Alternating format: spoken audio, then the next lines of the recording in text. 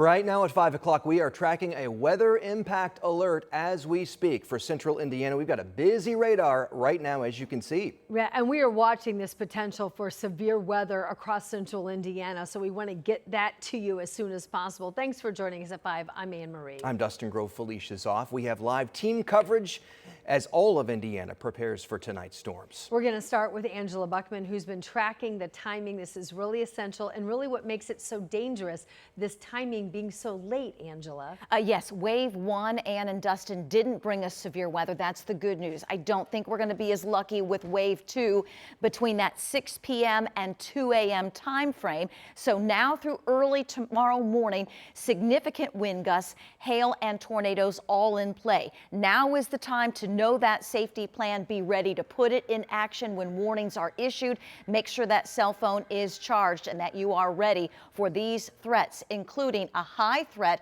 of tornadoes and destructive wind, large hail and flash flooding also possible. In terms of watches and warnings, tornado watch comes to the state line. That's until 11 o'clock our time. We anticipate that watch to be extended east in the next couple of hours. This is a bit of a change from earlier. This moderate threat highlighted here in red has been shifted just a little farther south, but really anywhere in this level 3, level 4 threat, that includes all of us, we're going to be dealing with the threats of destructive winds and tornadoes. Right now across central Indiana, it is rain and some lightning. This is a close-up view north of Indianapolis of some pockets of heavier rain and some lightning at this hour. Nothing reaching severe limits. That changes as we get across the state line. There are severe thunderstorm and flash flood warnings.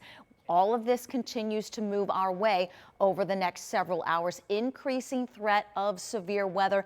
Stick with us. We're going to have a little more information for you on how you can continue to prepare over the next several hours. All right, Angela, thanks so much. We're going to keep it right here with you. And, you know, as the rain is moving in, a lot of people are taking notice and getting ready, and that includes state and local leaders who are preparing for potential impacts. Our live team coverage continues tonight with Ella Rhodes. She's live on the north side of Indy. Ella, we heard some rumbles of thunder downtown here within the last few minutes. What are you seeing up there? Yeah, the rain has been pretty light. We're on Broad Ripple Avenue and Compton Street. Lane pretty light but consistent. Take a look though at the intersection here. It's already pooling up with water, so that's something drivers need to be super careful about, because as the weather gets worse, situations like that will also get worse. And DPW says they are prepared for all of these kind of conditions and damages, especially when stuff happens, when, you know, power goes out at an intersection. They need to know about it so they can get to those lights. Oh, you can see someone is running through this weather, not stopping them. They're getting their exercise in. But it's really important to report those things to the mayor's action line, DPW says, so they can get to it. Here's what they had to say. Very important that people, help report issues that they see, like if power is out at an intersection. It's very important that that gets noted, because in that case we need AES to restore power for an area, and after power is restored, then it goes to blinking lights at an intersection. Once the lights are blinking, then Indy DPW can be dispatched out to repair those.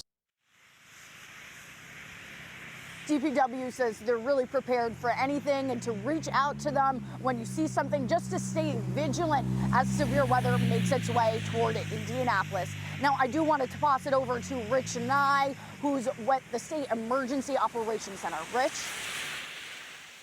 Yeah, Ella, I know you've been in this room. We are in the state of Indiana safe spot, if you will. This is the State Emergency Operations Center. We're in the basement of the Indiana Government Center South, and this is where the Indiana Department of Homeland Security keeps track of things and is ready to deploy resources from all of the state agencies if needed, if we have storm damage tonight. Now, you may be looking around and saying, where is everybody? Well, tonight most of the personnel is meeting virtually to keep track of these storms. The room is mostly empty except for myself and a few reporters, but each of these cubicles that you see represents an agency that's part of a team ready to respond tonight as needed.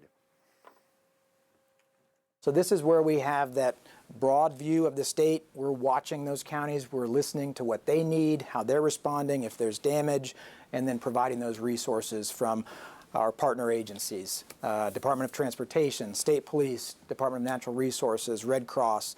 All those folks will either be in this room or available as those resources are requested. So we're going to monitor things obviously through the rest of the day, and then potentially into the nighttime if conditions play out the way that we're worried they might.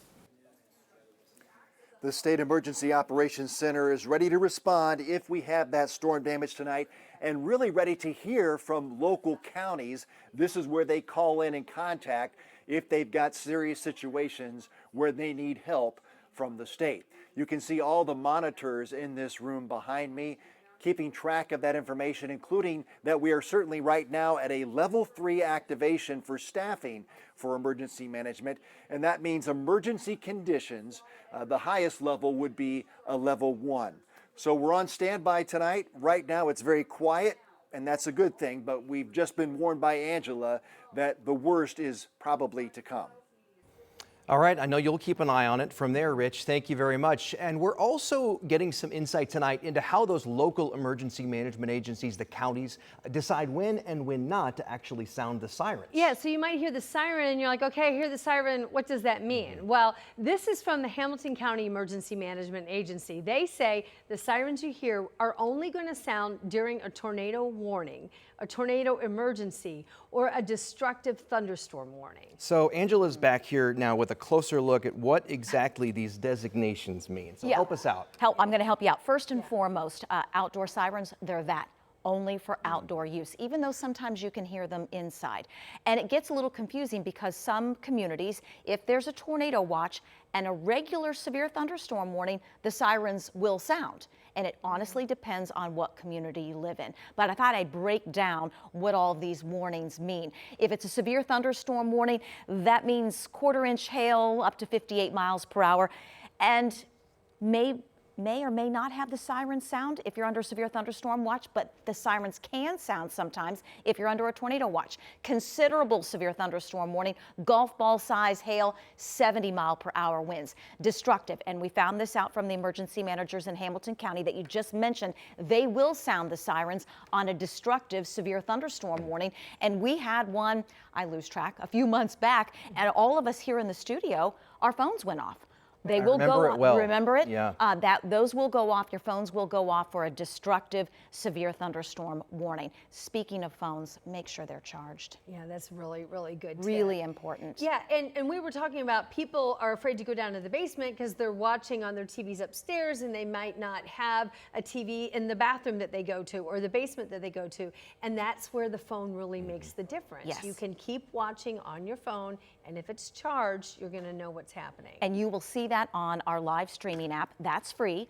You'll also see it on YouTube and Facebook. So if you happen not to have the app, don't worry. Put us up on Facebook, put us up on YouTube. You will get that information even if you're in your safe place. Thursday night when we had that round of severe weather, my son and I were driving up I-65. We had the stream on to help us figure out, okay, do we need to pull over? Do we need to take shelter? It was a great help, and we didn't have to worry about losing radio station frequencies because we had the stream. You know, Angela, you've been tracking this, you've been seeing this coming, we're here now. I mean, just really, are you worried? Are you concerned? We're a little concerned just because we think the wind field that sets up will outweigh the fact that we've had rain. If you've watched any of our severe weather coverage over the years, you know, okay, sometimes we get rain that stabilizes the atmosphere.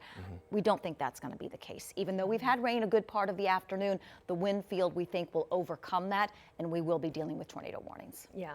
Okay. All right. We know you'll be watching. You. Got it. Every minute of it. Yeah. Thank you. And, you know, this is a great time just to realize and remember and use this resource, the stream of live local radar. You can do it 24/7. You can watch the storms as they come in around the clock. That's right. You can watch it whenever you want. It is a free download. You look for the WTHR streaming app on your TV and on your phone as well. Other news now, an Owen County deputy is out of the hospital tonight, just days after he was shot in the line of duty. Sergeant Detective Nathan Martin was shot during a standoff on Friday. He was serving a welfare check at the time on a home in the Texas Pike area. That's when investigators say a 58-year-old man shot at him and other officers. Police took the suspect into custody after he surrendered. A man is charged and a warrant is out for his arrest in connection to a deadly hit and run on the northeast side of Indy. Police now say that Jalen Donahue was driving along German Church Road near 42nd back on May 11th when he hit a woman, 58-year-old Ann Torres, and that collision resulted in her death. Court records now reveal that police identified Donahue's car using wreckage from the scene. They also used security video, and they used the technology from license plate readers. Officers then found the car inside his garage, and they say it had a smashed windshield. Police say Donahue was illegally passing another vehicle while speeding when he fatally hit Torres. Also, a woman riding in an electric wheelchair was hit by a dump truck this afternoon. It happened around 1 o'clock today on the west side near Washington Street in South Tibbs. Investigators say the truck driver stayed at the scene and is cooperating with police. This is video of the scene here. At last check, the woman was in the hospital in critical condition. Now, if you're familiar with this area, you know it's a major construction zone, and business owners have shared concerns with us before that many of the sidewalks are either closed right now or not suitable for wheelchairs. We do have an update for you tonight from Frankfort. This is about that police officer who is facing charges. He's accused of abusing his canine partner. That officer is now on unpaid leave because the city says he cannot be terminated, at least not yet. Our Ashton Hackman is on this story today. He explains why. That's because the criminal case just started, and until it's over, Frankfort Sergeant Ethan Cunningham won't be working for the city and won't be getting a paycheck. The case centers on this 13-second video recorded in March. It shows Cunningham with his canine partner Taz. The woman who filmed it says Cunningham grabbed Taz by the neck and threw him to the ground. Taz went to Purdue for treatment. Veterinarians there found he had mild dislocation between two vertebrae and that the pain was most likely caused by trauma. Cunningham has been on paid leave since the incident until now. He was charged Thursday in Boone County with felony official misconduct and misdemeanor animal cruelty. Without talking specifically about our case, I submit those charges and ask that the board would put him on administrative leave without pay. The Board of Public Safety agreed. Frankfort Police Chief Scott Shoemaker said his officer will be held accountable. I know the public is demanding some answers and some dispositions on our side, but I was from the front of this. I reminded people that if charges are filed, our part will still continue to go on. The board also approved extra pay for officers who help fill Cunningham's supervisor shifts. His sergeant position can't be replaced until he is terminated, and that can't happen until a conclusion in the criminal case. If I'm going to move somebody to help supervise this shift, they should be paid for that, and that's what we asked them, and they approved today. As for Taz, Shoemaker says the canine has recovered and will soon find a new home. The company where Taz came from will help make that decision on where he goes next, but he won't be staying with Frankfort Police. In Frankfort, Ashton Hackman, 13 News. Ashton, thank you. In the meantime, Cunningham has waived his initial hearing. He's set to be in court in August.